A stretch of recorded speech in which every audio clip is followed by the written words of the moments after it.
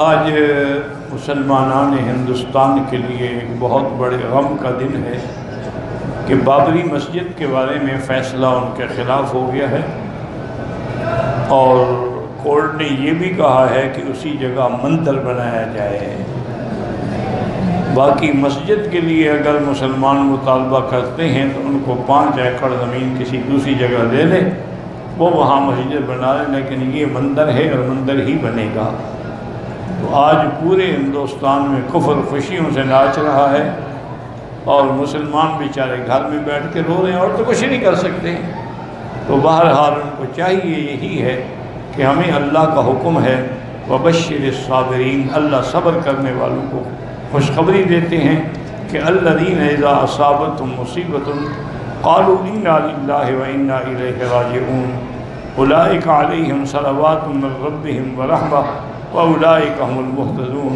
مسلمان بھی صبر کریں، کوئی فساد نہ کریں، کوئی جھگڑا نہ کریں، اس سے کوئی فائدہ نہیں ہوگا بلکہ کفر کو اور زیادہ طاقت حاصل ہوگی۔ اور اس کے بعد جو ہے بڑے بڑے جو آپ کے وہاں علماء ہیں، بڑے بڑے جو لیڈر ہیں، وہ مشورہ کر کے ہو سکتا ہے ابھی اپیل کا کوئی موقع ہو، پھر اپیل کریں۔ تو بہرحال صبر کے ساتھ ہمیں برداشت کرنا چاہیے۔ بس عجیب امتحان ہیں۔ کہتے تھے کہ پاک پٹن میں حضرت بابا فرید گنج شکر رحمۃ اللہ علیہ کی مزار ہے، بالکل ہے، وہ اللہ کے بڑے ولی تھے۔ ان کی قبروں پہ جانا، لیکن ان سے اولاد مانگنا یا سجدے کرنا یہ شرک ہے۔ باقی ان کے قبروں پہ جائیں، ان کے لیے مغفرت کی دعا کریں، ان سے نہ مانگیں، آپ ان کے لیے مانگیں۔ مرغی جو مکے میں ملتی ہے، اگر مکے کی ہے تو وہ حلال ہے، اگر باہر کے ملک سے آئی ہے احتیاط اسی میں ہے کہ نہ کھائیں۔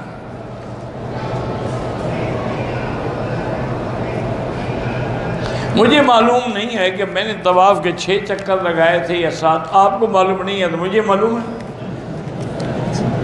بس جو ہے اللہ قبول کرے، اندہ احتیاط کرو۔ اگر کوئی آدمی نماز جنازہ کی 3ری تکبیر میں شامل ہے تو دعا شروع کر دے، اللہم اغفر لحینا و میتنا۔ جب امام سلام پھیر لے تو جلدی جلدی تکبیریں جو رہ گئی ہیں نا، اللہ اکبر کہہ کے پھر سلام پھیرے۔ تمام علماء الحمدللہ، جو باطل سے ٹکرائے گا وہ حق والا ہے، سچی بات ہے۔